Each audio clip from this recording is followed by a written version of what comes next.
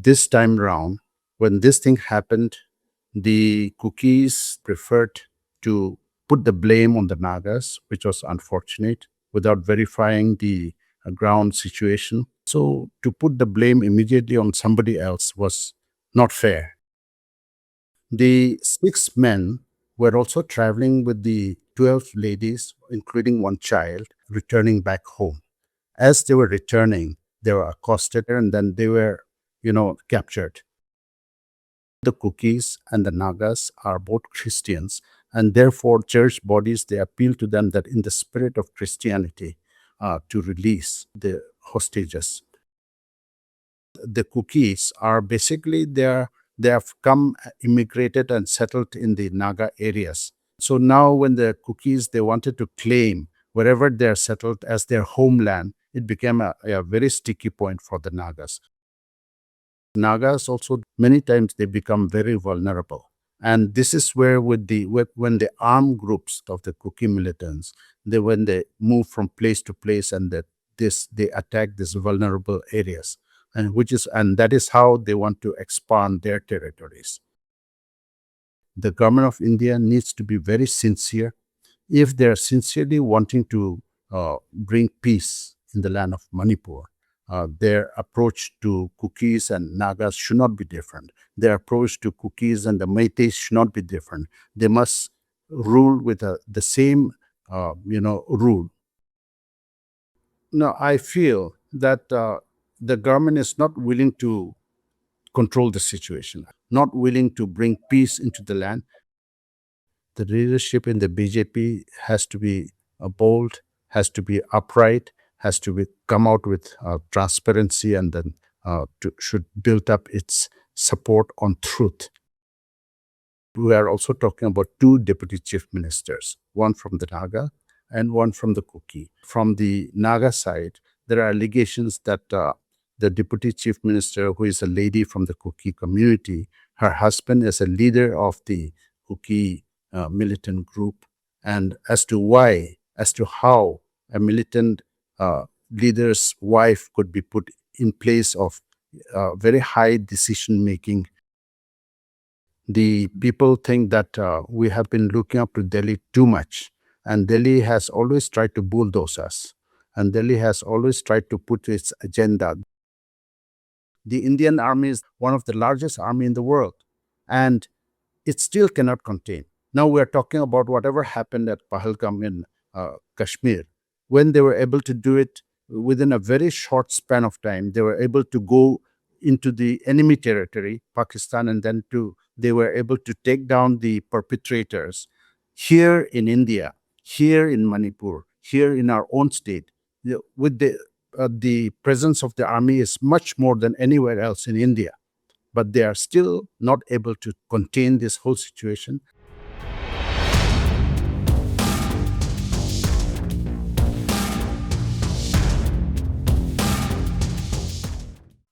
Hello and welcome to HD's weekly talk show, The Interview, wherein we bring you people and issues in the news.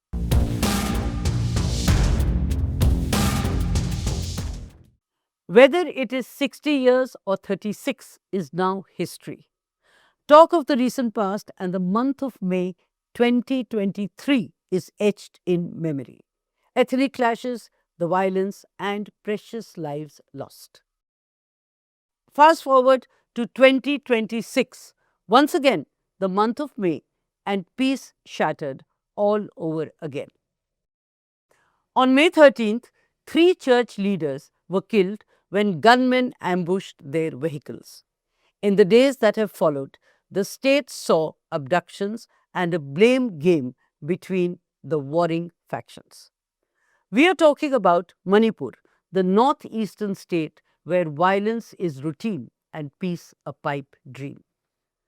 The fault lines are there for everyone to see, but solutions seem a far cry. Will this state remain forever fractured?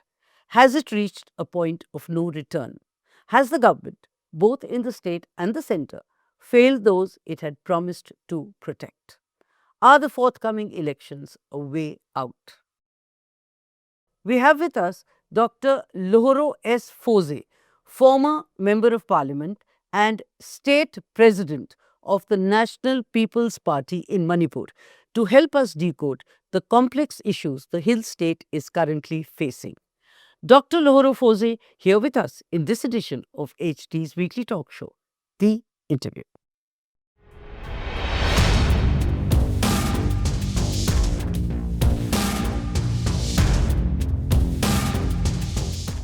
Welcome to the show, Dr. Lohoro Fose, and thank you for being here with us. Thank you, Madam Kumkum. I'm very grateful to Hindustan Times for inviting me to be on your show.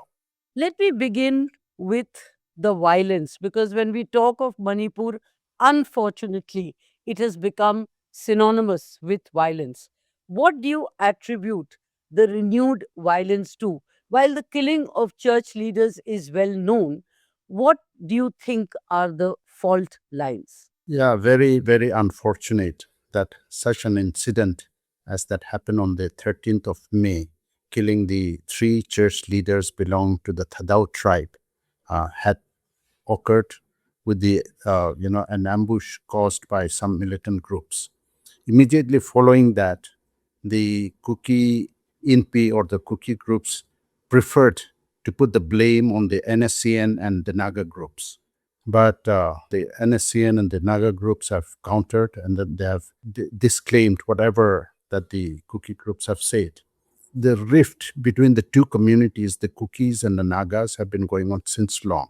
But this time round, when this thing happened, the Kukis preferred to put the blame on the Nagas, which was unfortunate, without verifying the ground situation. Later on, it came out that some of the Thadao group, they have put the blame on the Kukis.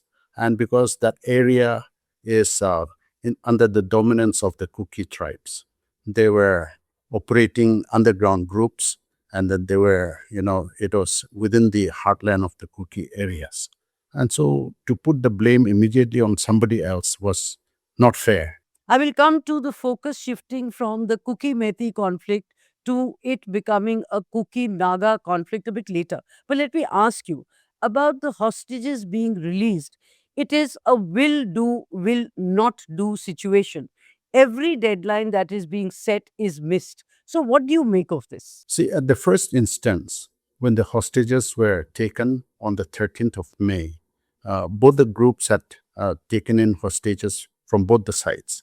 After the apex bodies having come to meet, discussed with each other, there were also the negotiators in between wanting to help release the hostages. And so both the Kukis and the Nagas, they exchanged 14 of the hostages each. There were 14 more of the Kukis that were supposedly held by the Nagas, and then there were 6 men who were held by the Kukis. That is the situation. The 6 men were also traveling with the 12 ladies, including one child, returning back home. As they were returning, they were accosted, and then they were, captured. Men were taken right in front of their wives to different spots. The women folks did not know where they were taken, and their whereabouts, their howabouts were not known. So this has happened. And so now, supposedly, there are 6 men who are captured by the Kukis, and the Nagas are demanding release of those 6. And then on the other side, the 14 Kukis who were in the hands of the Nagas, they were also being demanded. And then the government, including various other organizations, particularly the church bodies, they have come in requesting them and urging them, making appeals to them to release on humanitarian ground. The Kukis and the Nagas are both Christians, and therefore church bodies, they appeal to them that in the spirit of Christianity, to release the hostages. So the UNC heard the appeals, and then they were willing to respond. But at the same time, they were also demanding that the Kuki side also should respond. But the Kuki side, unfortunately, they denied the fact that they had any knowledge of the whereabouts of this Naga men. The Naga women who were traveling with their husbands. They were the eyewitnesses of their husbands being whisked away to unknown places, and yet the cookies, they preferred to deny these facts. So, are you saying that if the cookies were to relent and release the hostages, the Nagas are willing to release the cookie hostages? I'm sure that is the case. There were many rumors doing the round, but the Nagas are only hoping that their men who were also, uh, held hostages, they are doing well, they are alive, and they will surely be returned to their families. That is the hope that the Nagas have. And so they have also said that once the Nagas are also released, then the cookies also will be released at the same time. They said that they will exchange whatever is remaining with the in the custody of the Nagas, they will be returned, and then the cookies also should return whatever is in their hands. So that is the uh, appeal. You know, given the stance of the cookies, which seems to be very tough, do you see any hope and the release happening? See, the Nagas on the 1st of June, that was the day when they wanted to release all the 14 hostages that were in the hands of the Nagas.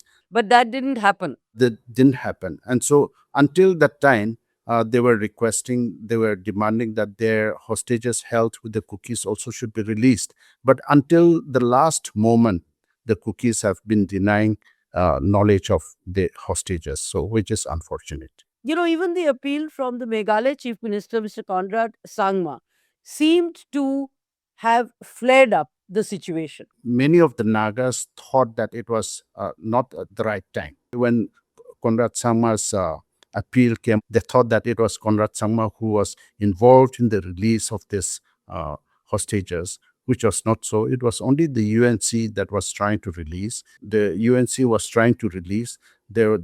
People who were opposing were absolutely up against in arms against the UNC not to release. So finally, the UNC had to succumb and that they had to cancel the release. What is the situation now? As UNC is the United Naga Council, they had failed to take the people into confidence. The aggrieved parties are many, and so they had to turn back to the people and then say that they are sorry. They had taken up their own unilateral decisions and that they would not release the hostages until the Naga hostages are also being released. I think that is the final say. You know, isn't the situation getting from bad to worse? From ethnic clashes, it is now abductions. There was always conflict between the Kukis and the Nagas, particularly to do with land issues and things like that. So at that point of time, it was mainly the so-called the armed gatherers from both sides that were fighting, and then they were shooting down each other. But it had never resulted into something like this, where kidnapping or hostage situation ever arose. This time, unfortunately, this had come, and we are only hoping that this will stop once and for all. You know, in the recent past, if not the past, it was a conflict between Kukis versus Metis. But now, even the Nagas, who were kind of silent all these years, have also jumped in. What is your take? See, there has always been factors which have been causing irritation to both sides, particularly the cookies. I wish that they are also more understanding, more broad minded, and then they will not look at things in a very communal line. The cookies, they are good people, but the good people sometimes fail to be able to cause any form of influence upon the general people. So the people who are radicals, they are overtaking and they're taking things into their own hand. The incident that happened in the recent times was between the Kukis and the Nagas. It initially occurred in the district of Ukhrul, a place called Litan, whereby it is said that there were some people in the evening, some drunkards who had come and they encountered each other on the road, and then the Kukis, they beat up some Naga boys, and because of which, it became it was basically a individual issue or just a small group. Then it turned out to be a village issue, and then it became a communal issue. The Kukis were well armed because of their conflict with the Métis. And then they, whenever there was some violence, whenever there was some uneasy tensions that was going around, the easiest thing for them is to point the arms at the adversaries. I wish they had not done that. And then, it like that slowly it escalated from that village to it spread out to some neighboring villages, and then it on and on it went to some other districts. It has become a general Naga and uh, Kuki conflict now. So, would you say that earlier, from a two-dimensional conflict, which was between Kukis and Metis, it has now become a multi-dimensional conflict, which is now Kukis versus Nagas, Kukis versus Metis, and all the three players have become involved? The conflict between the Métis and the Kukis, it was heightened to such an extent, we don't need to repeat whatever had happened during that period of time. But the Nagas in general, they were very silent. They remained neutral. Though they had their own issues with these communities, they remained very neutral. They didn't want to be part of that conflict. And they had, on many occasions, played the role of a peacemaker. But unfortunately, as I said recently, that small incident that happened, the Kukis are basically they have come immigrated and settled in the Naga areas. So now when the Kukis they wanted to claim wherever they're settled as their homeland, it became a very sticky point for the Nagas. So that is one of the main reason why there has always been a conflict, sort of a situation, a disagreement between the Kukis and the Nagas, and it had flared up in recent times. Wherever there are, they will always pick up fights, always cause issues that will bring about disagreements. And so this is why this sort of a warlike situation has started. What about the Naga fear of a Kuki corridor in the offing? See, the Nagas feel that if the Kukis would change their attitude, it would not be a very difficult thing for us to live together peaceably. But unfortunately, as I say, their outlook towards these areas, because Nagas also do not, in many of these places, they are very sparsely populated, and then the villages are far apart. And so many times they become very vulnerable. And this is where, when the armed groups, armed cadres of the Kuki militants, when they move from place to place and they attack these vulnerable areas, and that is how they want to expand their territories. And so, with the start of the Meitei Kuki conflict, the idea of a separate uh, territory has come, a separate administration had come, been built in the minds of the Kukis, and this had continued to grow over the time. When suddenly the issue came with the Nagas, uh, they thought that they'll take this opportunity, and because the Nagas were in many areas isolated and thinly populated, the militant groups would be able to come and threaten and then chase them out. So this should not happen. What about the fear of a Kuki corridor? That is what the Kukis have been trying to do. They have been claiming Naga areas, and then the map that they are showing, including that of from Churachandpur to Ferozpur to uh, part of Tamenglong districts, and then also to Chandel and part of Ukhrul and part of Senapati district. Their claim is becoming bigger and bigger. This is a very concerning matter. And so the Nagas have their struggle with even the Union of India has been long, and they have been fighting for their own, sovereignty, or to whatever way possible to get some sort of self-determination. So that has been going on. The Nagas have been restraining themselves so that because they are on a ceasefire with the government of India, they do not want to break the ground rules, and so they are not coming out. But this is not the case with the Kukis. They also have signed the suspension of operation with the Union Home Ministry, and then they have signed, but they are moving around very freely. Uh, you know, uh, people often say that they are moving under the shadow of the Assam rifles. There has been, you know, evidences that become more clearer and clearer by the day. The government of India needs to be very sincere if they're sincerely wanting to bring peace in the land of Manipur. Their approach to Kukis and Nagas should not be different. Their approach to Kukis and the Meiteis should not be different. They must rule with the same, rule for all these communities. The communities in Manipur are very complex.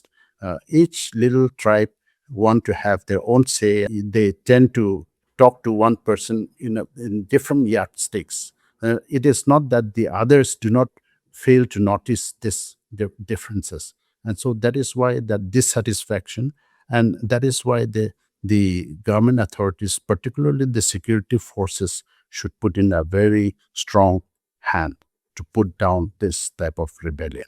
Before I come to the government's role, let me push the cookie corridor question a little more and ask you, can a cookie corridor be a reality? You know, the cookies, they can do whatever they want with their own territory.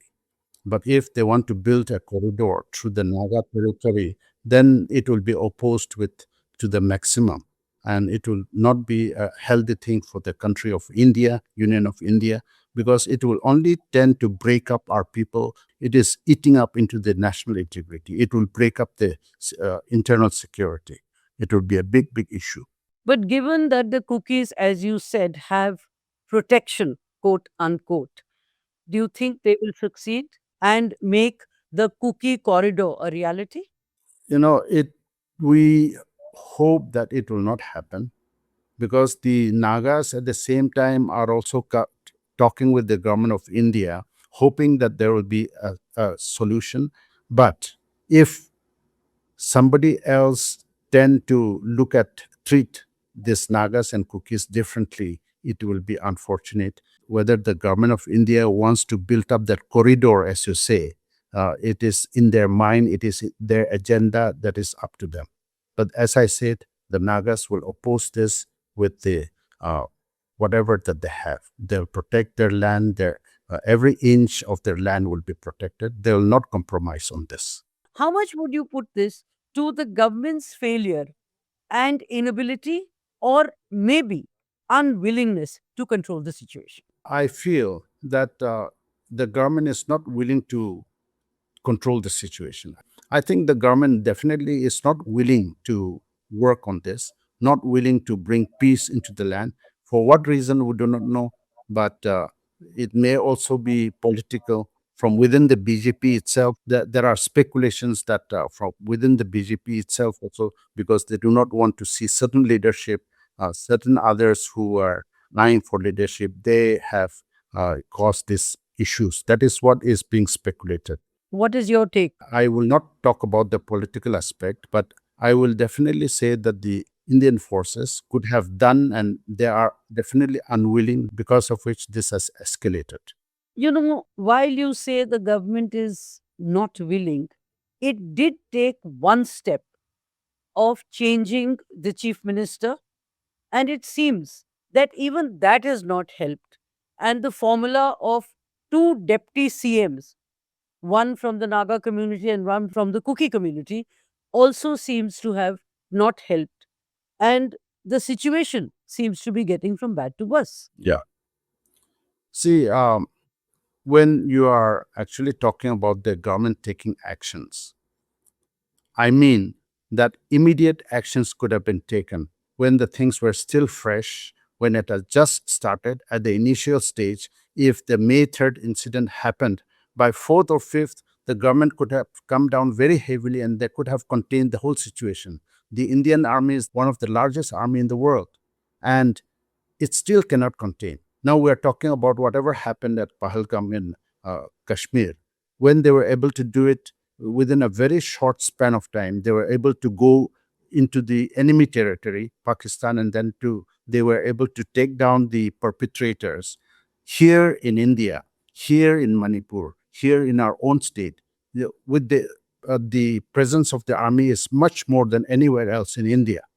but they are still not able to contain this whole situation. Whether they want to let loose, whether they want to allow these things to happen, it is for the government to judge for themselves. Now you're talking about the BJP leadership has been changed. Yes, true, but it happened after how long? After almost 3 years. When the leadership was changed, it did not mean the best for the people.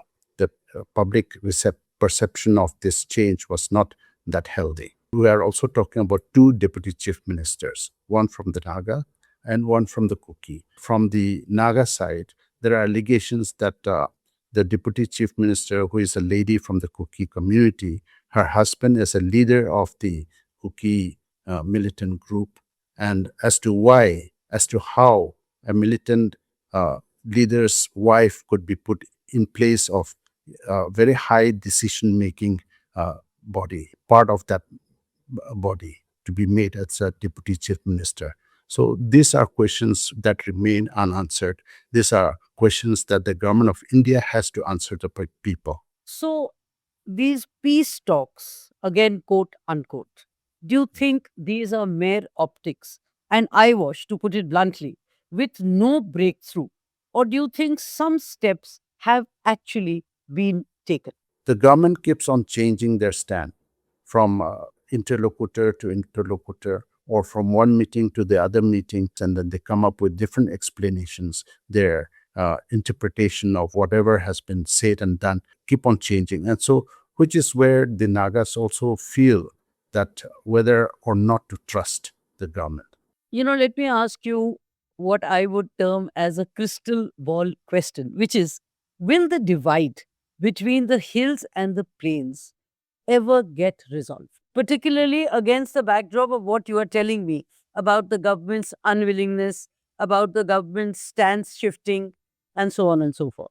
Yeah, like the divide between the Cookies and the Métis is pretty clear.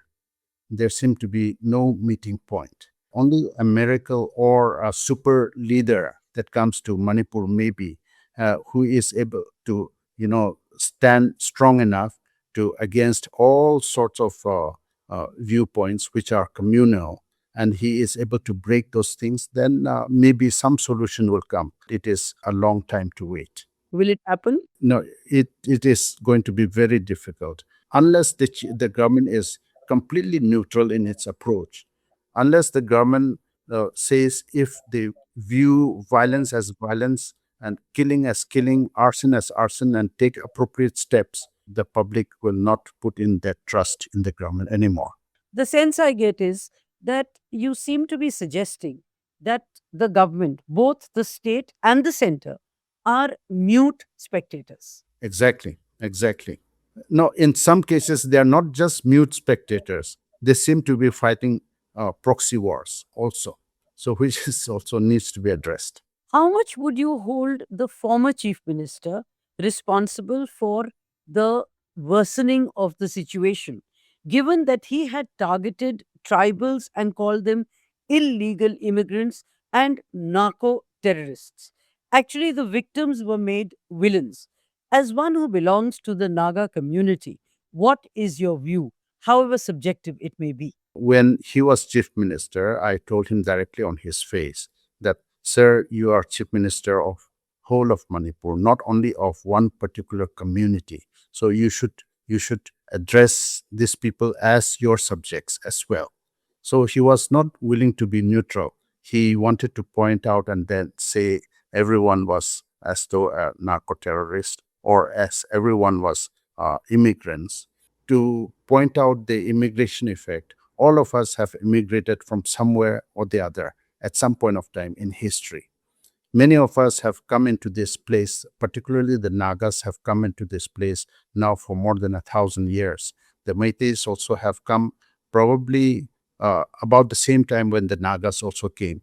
The Cookies, yes, they came in much, much later. The first settlers were very, very few. It was definitely not a natural growth, as alleged by many that they have come from outside the boundaries of India, which is also not very wrong because many of them cannot speak the local dialect. The Nagas are willing to live with the Kukis, as I said, but so long as they acknowledge the ownership of the land that the Nagas have, but they wanted to have their own separate administration. They wanted to have their own homeland. They wanted to carve out their own territory out of the Naga land, which is being uh, absolutely opposed by the Nagas. On the separate administrative arrangements or territory, as you say, wouldn't that be divisive?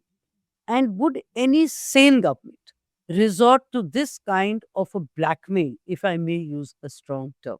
And should any government do that?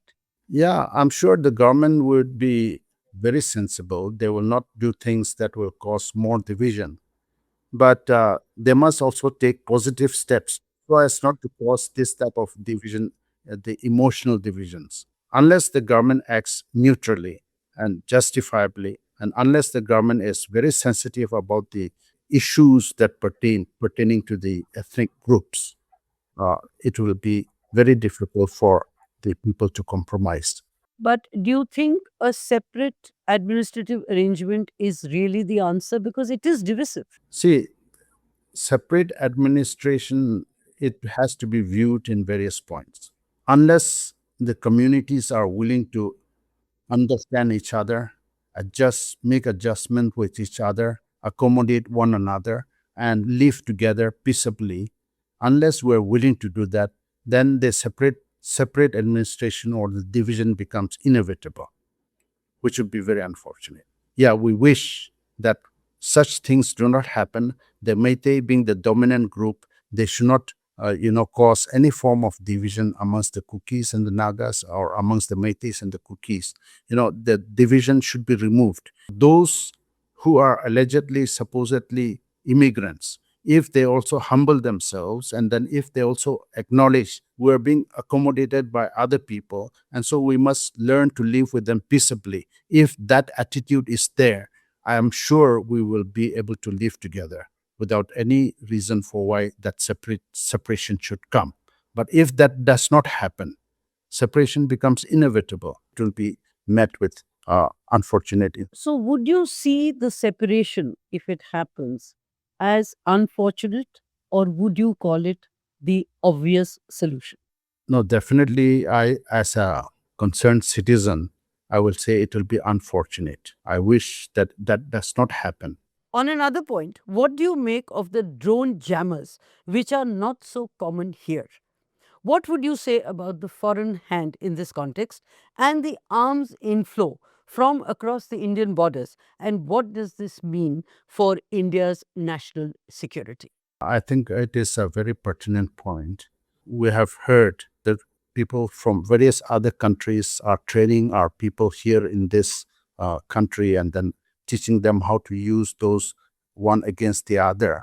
How true it is, the government will verify the facts. Many of the indigenous people also feel that it could be something that is being played by the Indian security forces as well to bring in further division amongst the people, our own intelligence forces wanting to create animosity amongst the communities. Because once that happened, the Armed Forces Special Power Act, which the communities have been demanding that it should be abolished, they will only get more reason for why it should not be abolished. Whether the army they are also playing a double role or not is something that I do not know. But I only wish that this, if there are any foreign hands, it should be completely stopped. Foreign hands should not come and interfere in the internal security of the country. Isn't that a serious charge you're making against the armed forces? It is not a charge that I'm making. These allegations are going on in everywhere.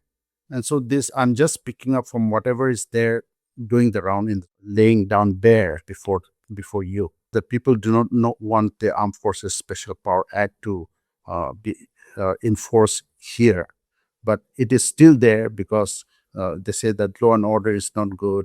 These allegations, the foreign what do you call, the forces are also coming in and things like that. So because of which the army insists that the special power should be in place.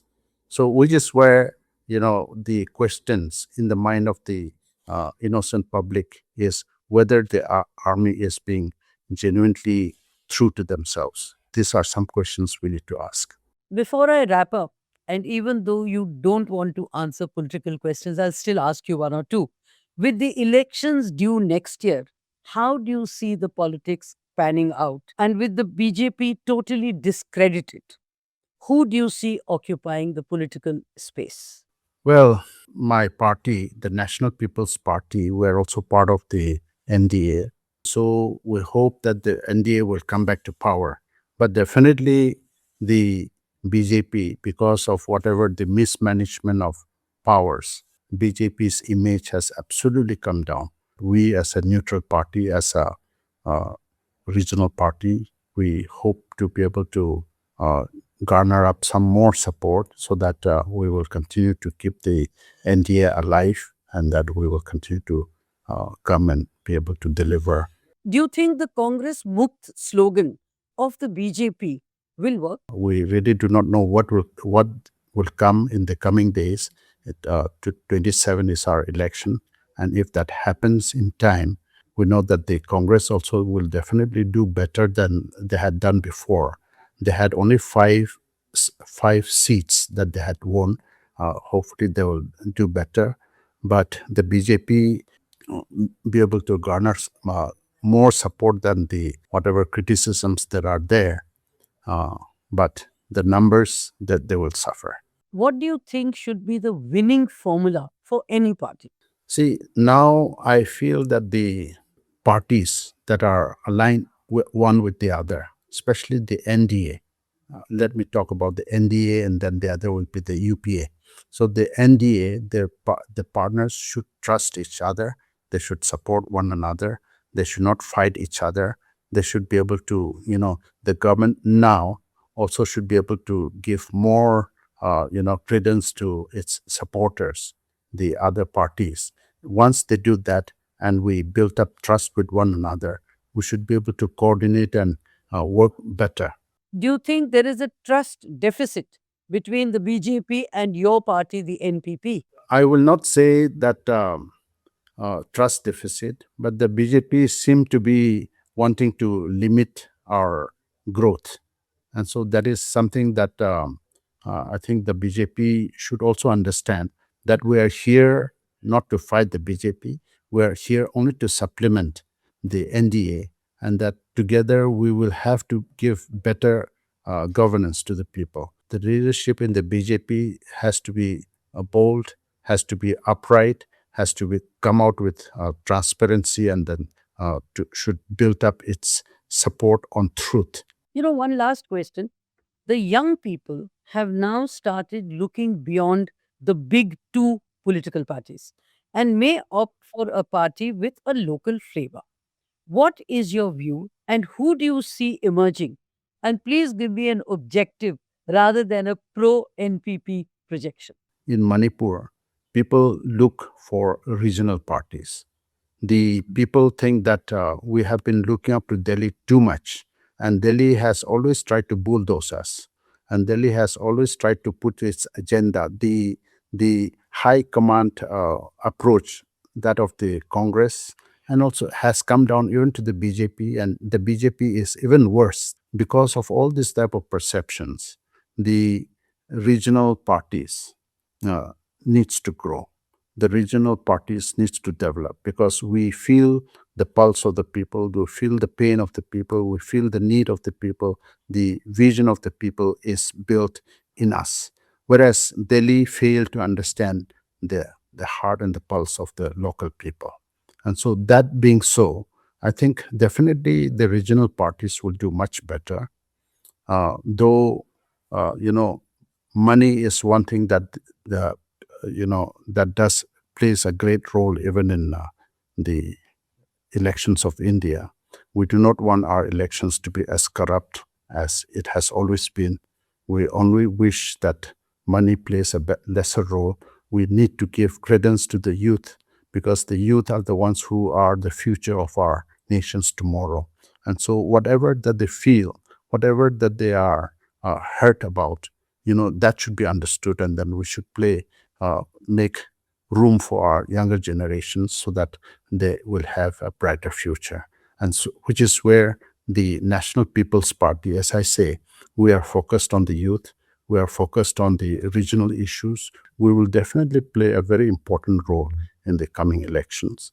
And it is up to the people to give their mandate. If they give, we will play our very important role. We will be very responsible, and we will continue to give what is due to the On that people. note, Dr. Fose, thank you very much. Thank you for your time.